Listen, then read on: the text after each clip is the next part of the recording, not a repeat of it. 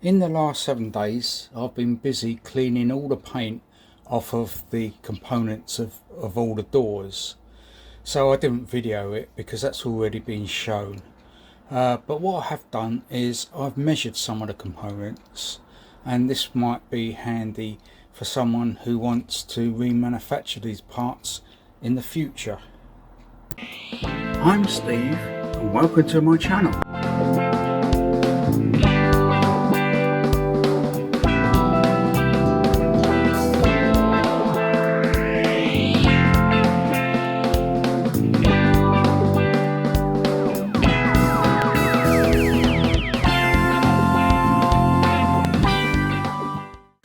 There's 8 of these window trims, 4 on the inside and 4 on the outside, and I absolutely hate them.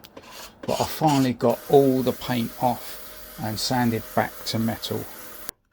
Luckily the quarter light window frame was quite good condition when I scraped and sanded the metal back. There's actually nothing wrong with that window frame, so that can go straight back.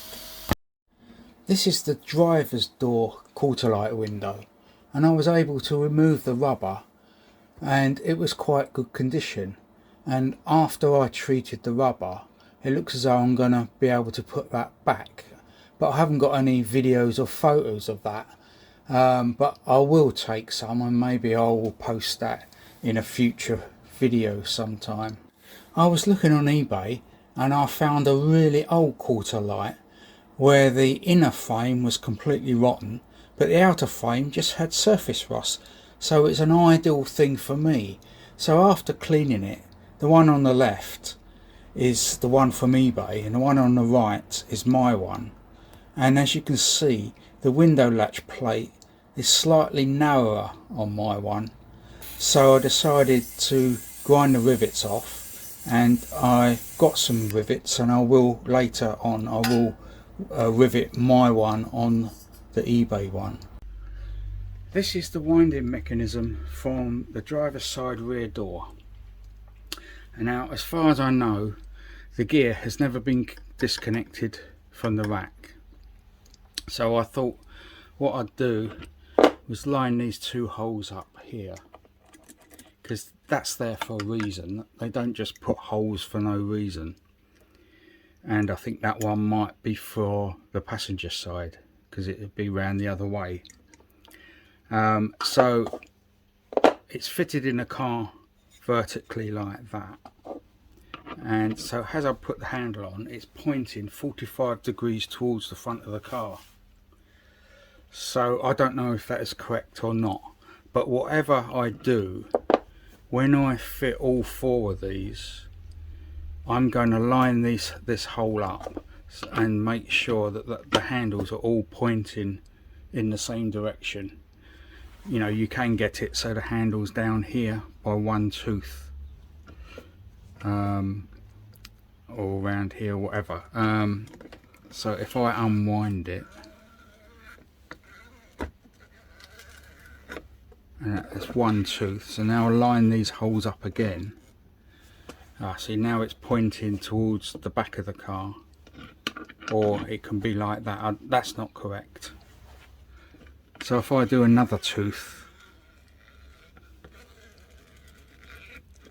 like that,